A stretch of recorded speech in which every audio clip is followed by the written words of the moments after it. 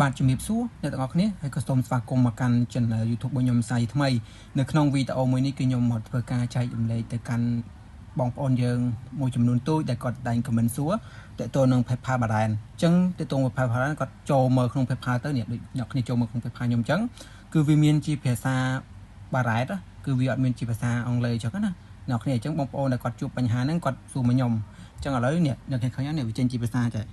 បាទវាចេញជាភាសាបារ៉ែនចេះបាទឃើញអត់បាទអញ្ចឹងដល់ពេលដែលពួកគាត់ចង់មើលអីចង់ចុចមើលអីទៅគឺវាចេញតែភាសាបារ៉ែនទេអញ្ចឹងណាអញ្ចឹងដើម្បីយើងធ្វើការផ្លាស់ប្ដូរភាសានឹងបានដើម្បីវាចេញជាភាសាអង់គ្លេសអ្នកគ្នាត្រូវមកចូលមកក្នុងចុចថយក្រោយមកអ្នកគ្នា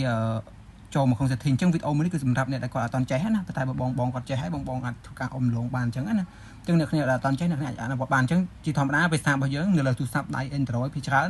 គឺវាចេញជាភាសាខ្មែរអញ្ចឹងណាដើម្បីយើងឲ្យចេញទម្រង់ជាភាសាអង់គ្លេសអ្នកគ្នាត្រូវចុចចូលមក setting មកដើម្បីយើងទៅការផ្លាស់ប្ដូរ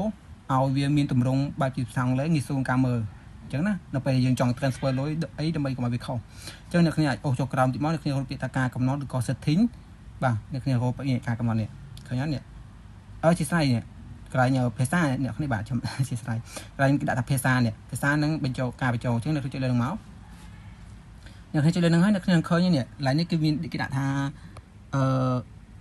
តំបន់នេះអ្នកគ្នាច្បាស់បាទអ្នកគ្នាច្បាស់តំបន់ហើយនឹងភាសាអញ្ចឹងយើងយកខាងលើភាសាមកអញ្ចឹងយើងយកភាសាអង់គ្លេសយើងដាក់ភាសាអង់គ្លេសមក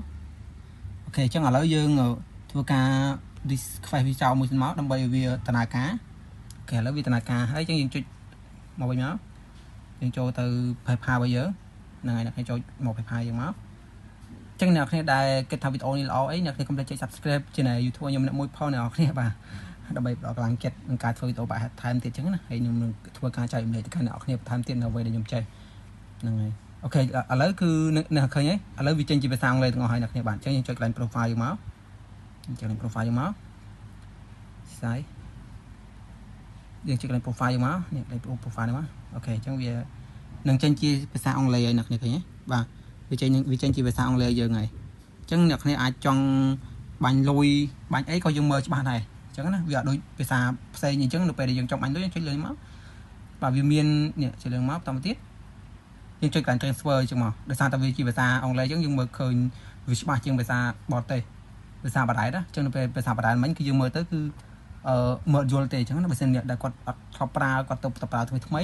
គឺគាត់ពិបាកក្នុងការ transfer លុយមែនទេអញ្ចឹងណាអញ្ចឹងអ្នកគ្នាអាចសាកអនុវត្តបានបើសិនជាទូរស័ព្ទបងប្អូនចេញជាភាសាអញ្ចឹងណាអរគុណជួយខ្ញុំនៅវីដេអូក្រោយ